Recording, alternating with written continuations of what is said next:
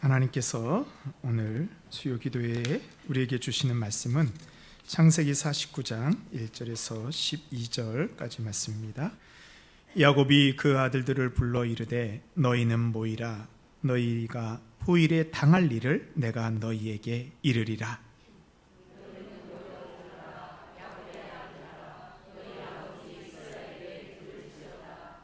르우벤아, 너는 내 장자요 내 능력이요 내 기력의 시작이라.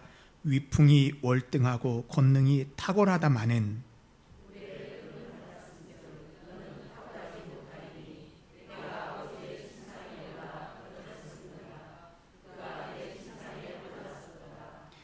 시몬과 레위는 형제요 그들의 칼은 폭력의 도구로다.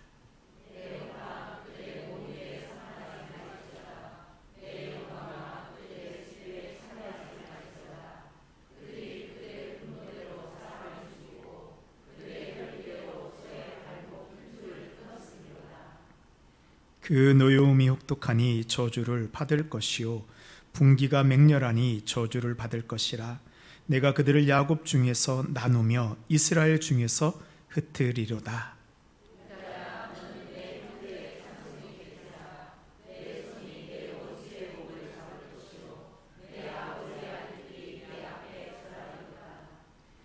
유다는 사사새끼로다. 내 아들아, 너는 움킨 것을 찢고 올라갔도다. 그가 엎드리고 웅크림이 숫사자 같고 암사자 같으니 누가 그를 범할 수 있으랴.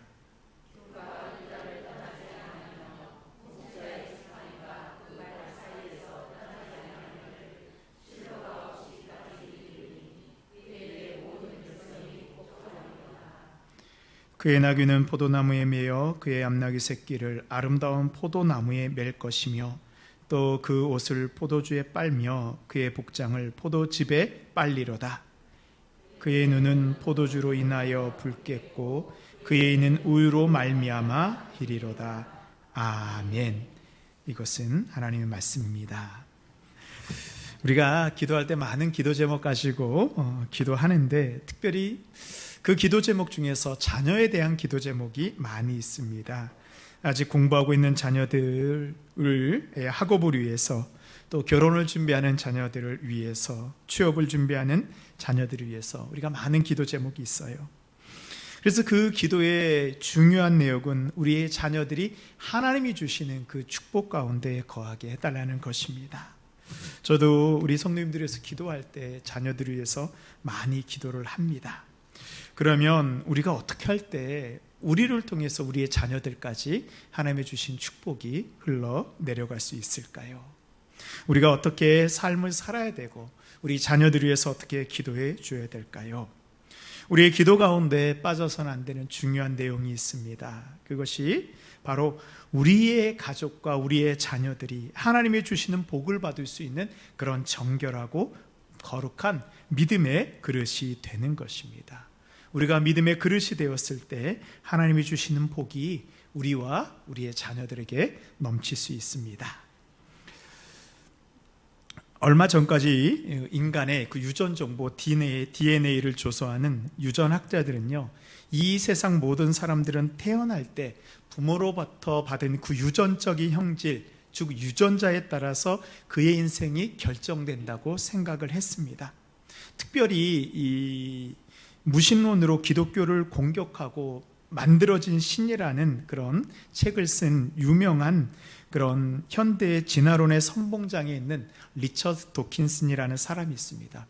이 사람이 유명하게 된 게요, 1976년 이기적 유전자라는 책을 내면서 이 세상은 유전자를 통해서 진화하고 있다 말하고 있습니다. 그래서 많은 사람들이 이 도킨스의 주장을 따라서 사람들이 자신이 가지고 있는 유전자에 따라서 내 인생이 결정된다고 생각을 했습니다. 이것이 유전자 결정론입니다. 타고난 유전자가 우리의 형질과 특징을 결정하고 이것이 변하지 않는다고 사람들은 믿었습니다. 그런데 최근에 들어서요, 후성 유전학이라는 것이 발달하기 시작했습니다. 이건 뭐냐면요, 우리가 가지고 있는 선천적인 유전자가 있지만 그 유전자가 후천적으로 변할 수 있다는 것입니다. 그 유전자의 내용은 변하는 것이 아니지만 그 역할이 변할 수 있다는 거예요. 그래서 이 후성 유전학이 발전하면서 도킨스의 유전자 결정론이 틀렸다라는 많은 주장이 나오고 있습니다. 이 후성 유전학은요, 본래 부모로부터 물려받은 유전자가 우리 인생을 결정하는 것이 아니고 우리가 어떤 경험을 하고 무엇을 배우는가에 따라서 우리의 유전자가 기능하는 방식이 달라진다는 것입니다. 즉, 우리의 경험과 우리의 학습을 통하여 그 유전자에 좋은 영향을 미쳐서 유전자의 역할이 변하게 되는 것입니다. 내가 받은 유전자가 그렇게 좋지 않아도 내 후천적인 경험과 노력에 따라서 그 유전자가 좋은 역할을 해낼 수 있는 것입니다. 또한 반대로 좋은 유전자를 받았다고 할지라도 잘못된 이로 인해서 그 유전자가 역할을 제대로 하지 못할 수 있다는 것입니다. 성공을 연구하는 사람들은 인간의 성공과 실패가 대부분 타고난 자질에 의해서 결정된다고 좌우된다고 합니다. 그럼 좋은 유전자를 받은 사람, 그런 사람은 모두 성공할 수 있을까요? 혹시라도 좋지 못한 유전자를 받은 사람은 그럼 실패한 인생을 살아야 될까요? 우리 성경을 보면요, 하나님께서 우리 인생에 대한 계획을 가지고 계신다고 분명히 말씀하고 있습니다. 어떤 사람은 복된 삶을 사고 어떤 사람은 저주의 삶을 살 거라고 말하고 있습니다. 그런데 이것을요, 우리가 어떻게 들으면 내가 대충 살아도 하나님께서 나에게 복을 주기로 약속했으면 내가 복을 받고, 내가 열심히 살아도 저주받기로 되어 있으면 아가 아무리 노력해도 소용이 없다라는 생각을 할 수 있습니다. 이것은 우리의 인생을 운명적으로 생각하는 것입니다. 유전자 결정론과 같은 것입니다. 정말 그럴까요? 하나님께서 우리를 그렇게 이 땅에 만드셨을까요? 아닙니다. 하나님께서는 우리를 위한 하나님의 계획을 가지고 계십니다. 우리 모두가 복된 인생을 사는 것입니다. 그럼 우리를 위한 하나님의 복된 계획 속에 우리가 어떻게 하면 그 복된 계획 속으로 들어갈 수 있을까요? 오늘 하나님께서 주시는 말씀을 통해서 하나님의 복된 계획이 임하는 우리 모든 성도님들 되시기를 바랍니다. 아멘. 성경을 보면요, 앞으로 살아갈 후손들, 자손들에 대해서 예언과 같은 축복과 저주의 그런 기도를 한 사람들이 있습니다. 바로 야곱과 모세입니다. 야곱이 유언한 내용이 모세를 통해서 다시 한번 확인되고, 야곱의 유언이 단순히 야곱의 바람이 아니고 400년 뒤에 모세를 통해서 그대로 이루어진 것을 우리는 확인할 수 있습니다. 하나님의 계획이 완성되는 것입니다. 오늘 우리가 함께 읽은 본문은 야곱이 죽기 전에 자신의 12 자녀들을 향해서 유언하는 마음으로 앞날에 대해서 축복하는 내용입니다. 그래서 우리가 이 창세기 49장을 야곱의 축복이라고 부릅니다. 그런데 야곱이 축복한 내용을 잘 살펴보면 축복을 받은 자녀들도 있어요. 유다나 요셉 같은 경우는 정말 축복을 받았는데, 다른 자녀, 특히 르벤, 시므온, 레위 같은 경우는 축복이 아니고 저주를 받게 됩니다. 마지막으로 자녀에게 해주는 그 유언의 그 복된 시간에 왜 사랑하는 자녀들에게 저주와 같은 말을 했을까요? 그것은 야곱이 자신이 마음이 원하는 대로 축복한 것이 아니고 하나님께서 주시는 그 계획을 전한 것입니다. 야곱의 어떤 자녀가 축복을 받았고 어떤 자녀가 저주를 받았을까요?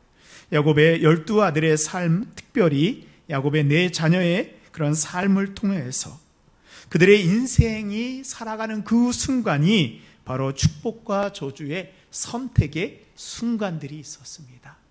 축복의 순간을 붙잡은 사람은 하나님의 축복 가운데 살아가고, 저주의 순간을 선택한 사람은 하나님의 저주가 임하게 됩니다. 야곱의 12 아들이 축복과 저주를 받는 모습을 보면서 우리도 유다와 같이 축복받기를 원합니다. 그렇다고 한다면 어떠한 이들이 축복을 받고 어떤 이들이 저주를 받았을까요? 우리가 오늘 말씀을 통해서 하나님의 축복을 받고 하나님의 저주가 어떤 사람에게 임하는지 살펴보고, 오늘 우리와 우리의 가정과 우리의 자녀들에게 주신 하나님의 축복이 임하는, 하나님의 축복을 경험하는 그런 시간이 되시길 바랍니다. 아멘. 첫 번째로, 절제되지 않은 욕심은 저주의 순간을 가져오게 됩니다. 야곱의 12아들은 모두 야곱의 축복과 유산을 물려받은 자녀들이지요. 그 중에서도 중요한 아들들이 있어요. 누구일까요? 맨 처음에 나오는 장자 르우벤입니다. 그리고 둘째인 시므온과 레위입니다. 그리고 장차 다윗 왕이 태어날 유다. 그리고 이집트에서 이스라엘 민족을 지키고 구원한 요셉을 들 수 있습니다. 그럼 우리 먼저 르우벤을 살펴보도록 하겠습니다. 3절 말씀입니다. 르우벤아, 너는 내 장자요, 내 능력이요, 내 기력의 시작이라. 위풍이 월등하고 권능이 탁월하다마는. 르우벤이 어떤 사람인지 알 수 있죠? 르우벤은 장자의 축복을 받고 태어났습니다. 외모가 뛰어났고요, 능력이 출중하고 탁월했습니다. 그래서 르우벤은요, 장자의 권리를 이어받을 만한 그런 대단한 아들이었습니다. 그렇게 장자의 축복을 사모했던 야곱이 봐도요, 르우벤은 모든 조건을 다 갖춘 아들이었습니다.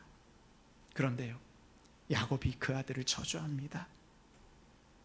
4절 말씀입니다. 물의 끓음 같았은즉 너는 탁월하지 못하리니 내가 아버지의 침상에 올라 더럽혔으므로다. 그가 내 침상에 올랐었도다. 아버지의 침상에 올랐다는 것은 장자 르우벤이 아버지의 부인 비라와 통간하는 그런 사건이 벌어지게 됩니다. 야곱에게 큰 상처를 줍니다. 이거 배경이 있는데요. 야곱이 그가 사랑하는 아내 라헬이 이제 죽게 됩니다. 그래서 야곱이요, 라헬이 죽어서 너무나도 큰 신음에 잠겨 있었어요. 그러면 장자인 르우벤이 아버지 야곱을 위로해야 되잖아요. 그런데 아버지가 실망하고 낙심해 있는 그 틈을 타서 아버지의 첫 비라와 관계를 맺음으로써 야곱에게 더 씻을 수 없는 상처와 부끄러움을 주게 됩니다.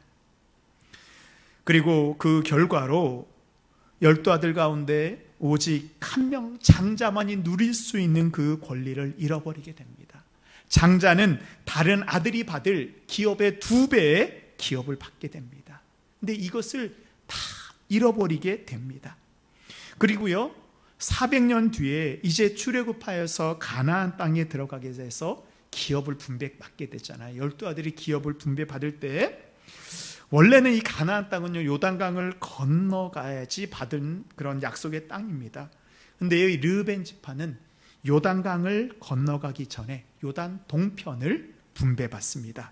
여호수아 13장 8절을 보면 므낫세 반지파와 함께 르우벤 족속과 갓 족속은 요단 저편 동쪽에서 그들의 기업을 모세에게 받았는데 여호와의 종 모세가 그들에게 준 것은 이러하니.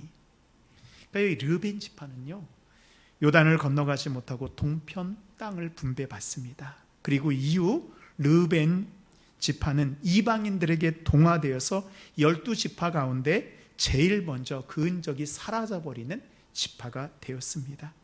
다른 아들보다 더 탁월했던 르우벤에게 왜 이런 일이 일어나게 되었을까요?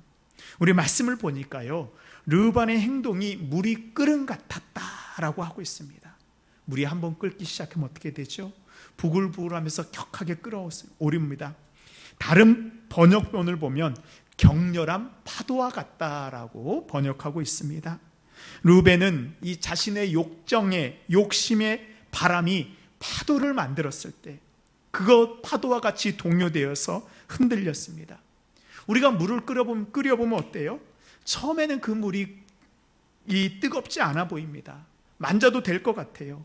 그런데 어떻습니까? 눈 깜짝할 사이에 그 물이 펄펄 끓게 됩니다. 그 끓는 물에 손을 넣게 되면 돌이킬 수 없는 상처를 받게 됩니다. 우리의 욕심이 죄를 지을 때에도 이와 마찬가지입니다. 욕심은 처음에 문제가 될 것처럼 보이질 않습니다. 그러나 그 유혹이, 그 욕심이 자라게 되어서 우리가 그것의 마음을 빼앗기게 되면 우리는 욕심의 종이 되어 죄를 짓게 됩니다. 의사들은 우리의 인간의 몸에 매일매일 암세포가 수천 수만 개씩 자라고 만들어진다고 합니다. 그런데 우리가 암에 걸리지 않는 이유는 우리 몸속에 있는 좋은 세포들이 계속 그 암세포들을 죽이기 때문에 그렇다고 합니다. 보이지 않아도 우리의 몸 안에서 매일매일 치열한 싸움이 벌어지는 것입니다. 우리의 영혼도 마찬가지입니다. 매일매일 치열한 영적인 싸움이 우리의 마음 가운데, 우리의 영혼 가운데 일어나게 됩니다. 우리의 마음 가운데 일어나는 이 유혹이 암과 같은 죄가 되지 않기 위해서 우리가 어떻게 해야 될까요? 우리는 연약한 존재이기 때문에요. 사실 죄를 이길 만한 그런 능력이 우리에게 없습니다. 그래서 이것이 자라지 않도록 매 순간 하나님 앞에 나와서 그 죄를 잘라내는 결단의 삶을 살아야 됩니다. 히브리서 3장 13절에는요, 오직 오늘이라 일컫는 동안에, 내일도 아니에요. 오늘 이 순간에 일컫는 동안에 매일 피차 권면하여 너희 중에 누구든지 죄의 유혹으로 완고하게 되지 않도록 하라. 그 순간에 찰나에 넘어가지 말라는 말씀입니다. 유혹을 잘라내지 않으면요, 우리가 받아야 될 축복이 저주로 변하게 됩니다. 우리의 육체는 호흡을 해야지만 살 수가 있습니다. 우리가 숨을 내쉴 때 우리 몸속에 있는 이산화탄소와 나쁜 공기들이 몸 안에 있는 것들이 바깥으로 다 빠져 나오고 좋은 산소를 우리는 들이마시게 됩니다. 육체가 호흡을 해야지 살 수 있듯이 우리의 영혼도 호흡을 해야지 살 수 있습니다. 그래서 우리는 우리 안에 있는 이 죄와 유혹과 더러운 것들을 순간순간 바깥으로 내뿜어 내야 됩니다. 요한일서 1장 9절 말씀 보시면, 만일 우리가 우리 죄를 자백하면 그는 미쁘시고 의로우사 우리 죄를 사하시며 우리를 모든 불의에서 깨끗하게 하실 것이요.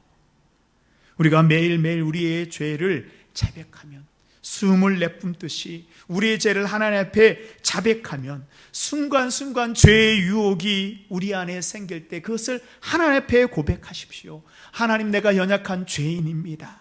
하나님, 이 유혹과 이 죄악으로부터 나를 지켜주십시오 라고 우리가 기도할 때 우리는 죄의 유혹을 잘라버릴 수 있습니다. 우리의 죄를 고백할 때 우리는 하나님 앞에 거룩한 삶을 유지할 수 있습니다. 사랑하는 성도 여러분, 하나님께서는 우리를 이 세상에 태어나게 하시면서 원래 르우벤과 같은 그런 축복을 주셨습니다. 그러나 우리가 그 순간에 우리의 죄에 넘어가게 되어서 우리는 그 축복의 권리를 잃어버리고 말았습니다. 지금 나를 유혹하고 있는 그 죄가 큰 파도를 일으키지 않도록 우리의 심령을 지켜내야 됩니다. 죄가 우리를 삼키지 못하도록 매일매일 순간순간 죄가 내 안에 들어올 때 그 죄를 고백하고 내뿜듯이 회개하여 우리는 하나님이 주시는 복을 받을 수 있는 그런 정결한 하나님의 자녀로 살아가야 되겠습니다. 두 번째로, 나의 분노와 억울함을 하나님께 맡기십시오. 야곱의 둘째와 셋째인 시므온과 레위에 대해서 우리 살펴보도록 하겠습니다. 우리 오늘 읽은 말씀 5절과 6절입니다. 시므온과 레위는 형제요, 그들의 칼은 폭력의 도구로다. 내 혼아 그들의 모의에 상관하지 말지어다. 내 영광아 그들의 집회에 참여하지 말지어다. 그들이 그들의 분노대로 사람을 죽이고 그들의 혈기대로 소의 발목 힘줄을 끊었음이로다.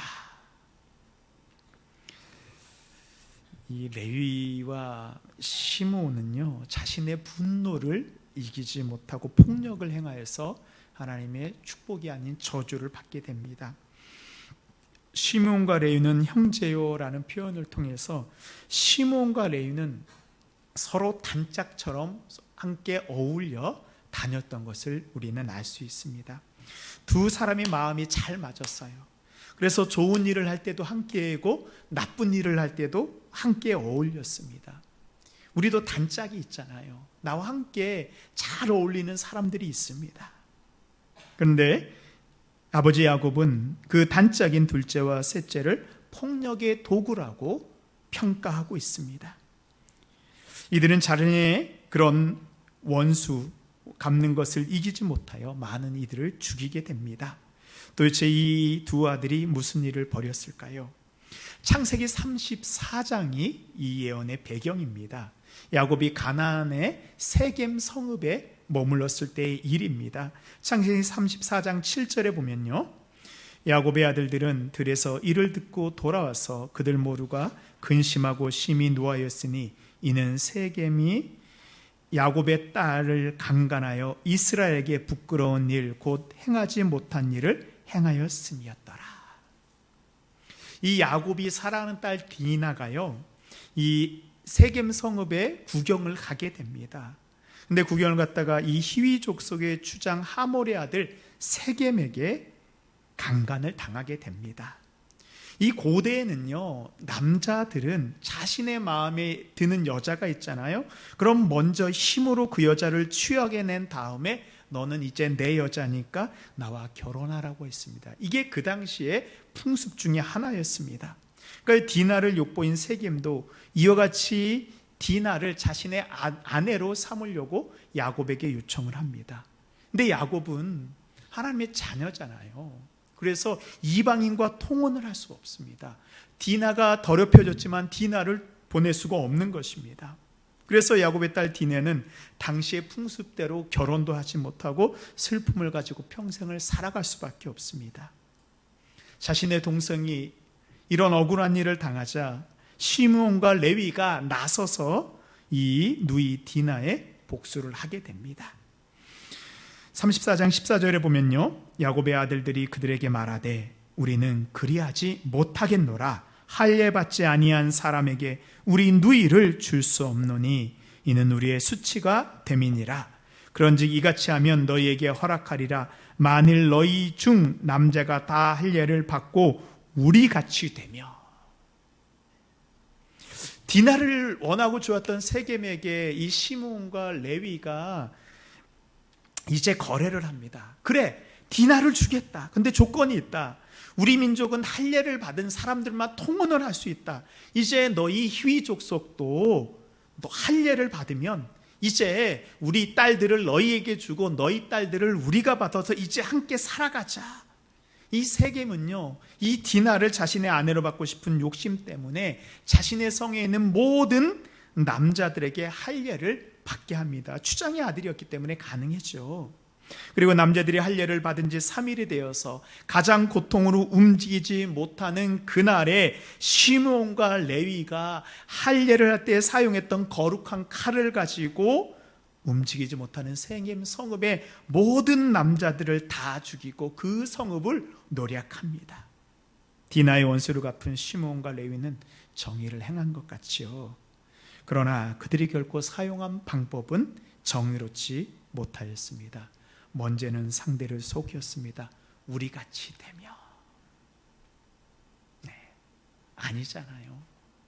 그것도 하나님이 만든 거룩한 할례라는 방법을 악용해서 자신의 복수를 하고 싶은 사람들을 다 죽이게 됩니다. 하나님께서는 야곱을 통하여서 하나님의 거룩한 할례로 폭력을 행한 시므온과 레위를 이렇게 심판하고 있습니다. 오늘 읽은 말씀 7절입니다. 그 노여움이 혹독하니 저주를 받을 것이요 분기가 맹렬하니 저주를 받을 것이라. 내가 그들을 야곱 중에서 나누며 이스라엘 중에서 흩으리로다.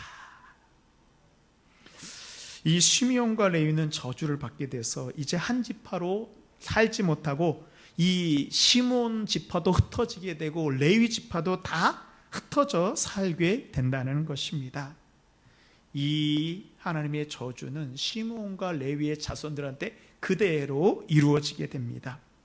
이 야곱의 예언대로 가나안 땅을 분배받을 때 시므온 지파는요, 따로 기업을 분배받지 못합니다. 그래서 이 몇몇 지파 속으로 흩어져서 특별히 유다 지파 속에 더부살이를 하게 되고요, 나중에는 그 유다 지파 속에서 흡수되어서 시므온 지파도 사라지게 됩니다.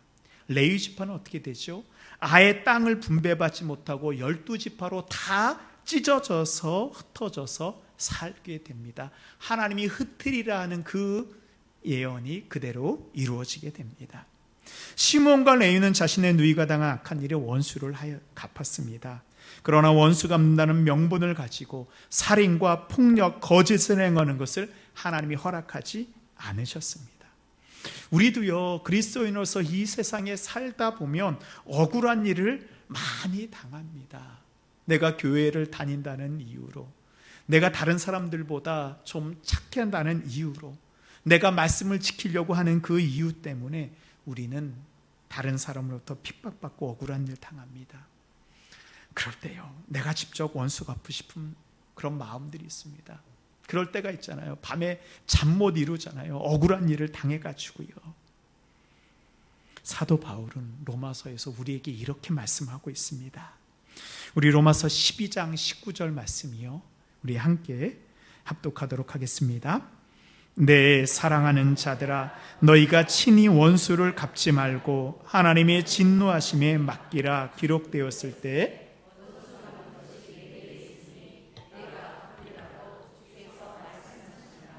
아멘. 주님이 뭐라고 말씀하세요? 우리 보고 원수 갚지 말라, 하나님의 진노에 맡기라고 말씀하고 있습니다. 우리 하나님은 공의와 정의의 하나님이십니다. 이 세상에서 잘못된 사람들에 대해서 하나님께서 심판해 주실 것을 믿으시기 바랍니다. 지금 우리가 보기에는 그들이 잘되고 성공하는 것 같지만 하나님의 진노가 임하면 그들은 죄악 가운데 멸망하게 될 것을 믿습니다. 아멘. 그래서 우리가 원수 갚는 게 아니에요. 하나님께 맡기는 것입니다. 저도 가끔씩 이렇게 목사로서 어떤 일을 하게 되면요, 이게 사람들이 저를 보이게 속일 때가 있어요. 다 우리가 알잖아요. 근데 제가 한마디 이렇게 탁 던지고 싶어요. 근데 제가 참습니다. 왜요? 속이는 자의 저울은 하나님께서 속이는 자로 통해서 멸망시켜 주신다고 약속했거든요. 굳이 제가 하지 않아도 괜찮습니다.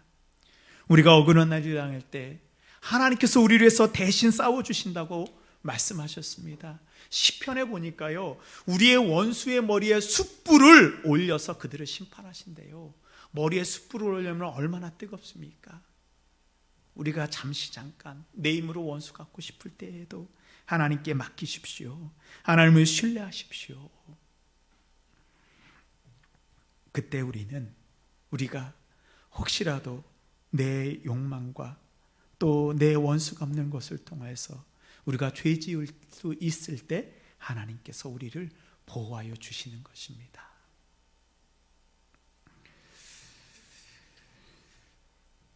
그렇습니다. 하나님의 백성임에도 축복이 아닌 저주를 받은 루벤, 시몬, 레위의 모습을 통해서 복된 삶은 형통이나 나의 능력으로 되는 것이 아닙니다. 우리가 하나님 앞에 그 순간의 선택을, 하나님이 원하시는 선택을 해야 됩니다. 이제 마지막으로 진정한 축복을 받은 유다를 살펴보도록 하겠습니다. 세 번째로 헌신과 희생이 축복을 선택하는 순간을 가져옵니다. 유다에 대한 야곱의 유언을 보도록 하겠습니다. 야곱의 축복 가운데 유다에 대한 축복은 가장 많은 분량을 차지하고요, 가장 복된 말로 이루어져 있습니다. 우리 창세기 49장 8절, 그 다음에 10절입니다. 유다야, 너는 내 형제의 찬송이 될지라. 내 손이 내 원수의 목을 잡을 것이요 내 아버지의 아들들이 내 앞에서 절하리로다. 규가 유다를 떠나지 아니하며 통치자의 지팡이가 그 발 사이에서 떠나지 아니하기를 실로가 오시기까지 이르리니 그에게 모든 백성이 복종하리로다. 이 예언이 그대로 성취됐잖아요. 다윗이 왕으로 세워지고 나서 모든 그런 형제들이 이 유다의 자손들에게 절을 하게 되잖아요. 그리고 10절에 규가 유다를 떠나지 않으며 통치자의 지팡이가 라고 말하고 있습니다. 이 규는 왕이 들고 있는 왕의 상징입니다. 그래서 유다는요, 이후에 왕이 되어서 모든 백성을 다스린다는 예언입니다. 유다는 출애굽 이후에 이 가나안 땅에서 이 당시에 장자 역할을 했던 에브라임 지파와 같이 가장 많은 땅을 기업으로 받게 됩니다. 그리고 이스라엘 왕인 다윗이 유다 지파를 통해서 나오게 됩니다. 하나님이 야곱을 통해서 축복한 내용이 1.1획도 틀리지 않고 다 응답되고 성취되게 됩니다.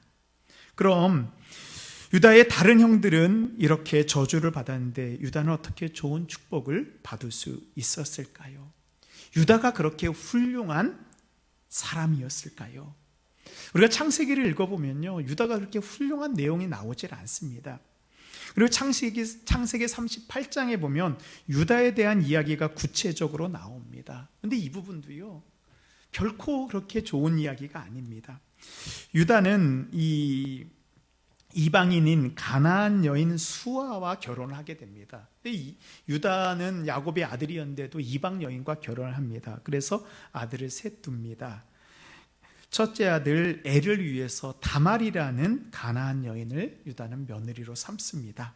근데 첫째 아들 엘이 여호와 앞에 악을 행하게 되어서 하나님의 진노로 엘이 죽게 됩니다. 당시의 법은요, 이 첫째 아들이 죽게 되면 동생이 그 형의 형을 위해서 자식을 낳아주게 되어 있는데 이게 계대 혼인법이에요. 그래서 그 형의 자손이 끊이지 않게 해주는 법입니다. 근데요, 둘째인 오난도 악을 행합니다. 그래서 죽게 됩니다. 그래서 엘과 오난이 다 죽어요. 그러자 유다는 막내인 셀라까지 죽을 것을 두려워해서 이 며느리 다말을 친정으로 쫓아내보냅니다. 이제 그러던 중에 유다는 아내인 수아가 죽게 되어서 외롭게 지내게 됩니다. 이 외롭게 지낸다는 표현은 유다가 성적 욕망을 다 취하지 못했다라는 뜻이에요. 그래서 외롭게 지내던 유다가 양털을 깎으러 올라갔다가 자신의 며느리 다말이 창녀의 모습으로 변장하고 있는 것을 알아보지 못하고 며느리 다말에게 들어가 아들을 낳게 됩니다. 유다는 이방 여인과 결혼했습니다. 자녀를 올바로 양육하지 못했습니다. 며느리와 관계를 해서 자손을 낳은 부끄러운 아버지입니다.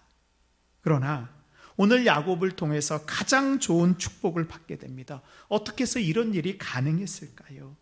유다는 처음에는 자신이 하고 싶은 욕심대로 욕망을 따라 산 인물이었습니다.